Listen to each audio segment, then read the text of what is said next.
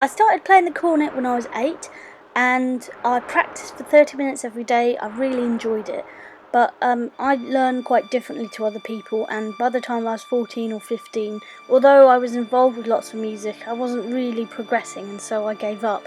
Then in 2014, after a long break, I joined Morley College's Beginners Big Band, and I started to learn my scales by ear and to learn to improvise.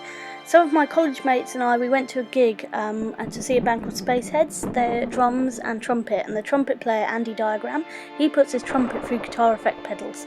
And I could instantly see how this could get around my cerebral palsy, which means I'm weak on one side, and therefore playing a lot of two-handed instruments is really difficult for me. But I could see using echo and loop pedals and stuff like that, you could get around that. So totally inspired, I wrote some music, I sent it to Andy. He said he'd love to mix and master it, and then we started jamming together, and now we've got a duo. And I also emailed Heart and Soul and said, I've got these like weird ideas, and do you think you could, help me out? I'd like to explore them. And they said yeah, and they gave me so much support, putting me on at the South Bank Centre, and just inviting me to conferences and stuff like that.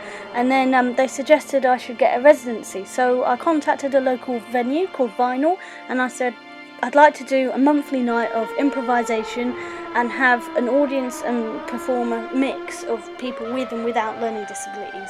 And they said that's cool, so I did that. And then one of my acts, the Hairdressers, which is cello and trumpet, we got the chance to do a support slot at Cafe Oto.